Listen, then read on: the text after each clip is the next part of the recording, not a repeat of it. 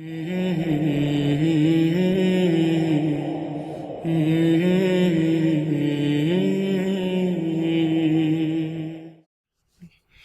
of the most common marital problems that I have seen in doing therapy is communication problem. So you have actually two extremes in miscommunicating. One, it could be that a person is overly demanding. So instead of requesting and asking in a kind manner, it becomes a demand, and that becomes very demeaning to the person receiving that message. So what's really important to do is to ask kindly, suggesting and requesting rather than demanding. And the key to follow, the rule of thumb to follow, is treat your spouse with the same courtesy, respect, and kindness that you show to your friends and to your guests. Because a lot of times people are very courteous when interacting with strangers or with people that they know, friends and people in the community. But when it comes to their own spouse and their own children, they are very disrespectful. They lose all their manners and they lose all their finesse and charm. So use all that charm that you have. Use all the words of courtesy, the thank yous and the please, and request rather than demand. Another problem that arises is when you expect your spouse to be a mind reader. And women are notorious for this. They think that if he loves me, he'll know what to say. If he loves me, he'll know exactly what to do. And this is not the case. If you want your spouse to know what to do, what to say, how to act, then you need to give him the key to your heart. And you, as the brothers, you need to let your spouse know what will make you feel respected. Don't just say, respect me. Tell her and share with her what would actually make you feel respected, make you feel loved, make you feel appreciated. Don't just expect them to know it, and don't expect them to ever read your mind. So when you give them the key to your heart, that this is what they need to do to motivate you, to help you overcome your sadness when you're angry, what will calm you down rather than adding more fuel to the fire.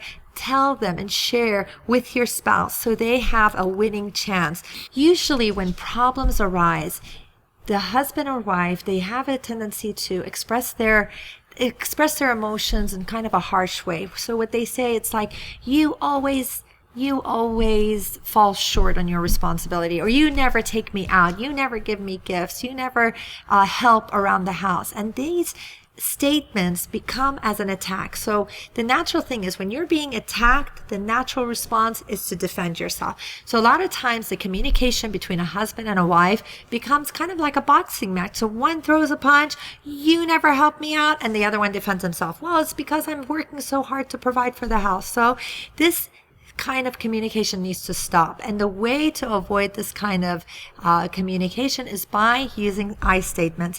I statements is when you start with your own feelings. You start by saying, I feel neglected when you don't communicate with me throughout the day. Or you say, I feel angry when you raise your voice. And this is the best way to communicate, because you're sharing your feelings, and this creates empathy in the other person rather than feeling attacked. And in order for this to actually work, the other person needs to be listening, because nothing gets resolved unless one person is at least listening. What the other spouse needs to do is to tune in and repeat what the spouse had just said. So one will say, I feel frustrated when you don't have the house, let's say, organized. And the other one's saying, so your frustration is coming from a disorganized house. Is that what I hear you saying?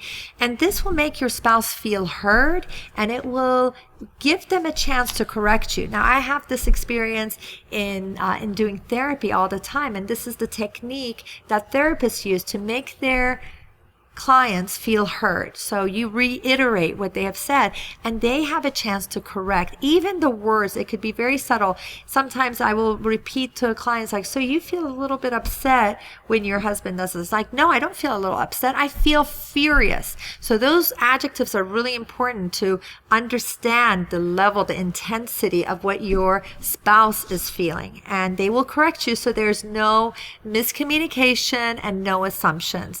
So The key to having a good communication is using I statements, not attacking, repeating what you have just heard, and making sure that you're not demanding. Use the same kindness, the same respect, the same charm that you use with your guest and with your friends as you do to your spouse.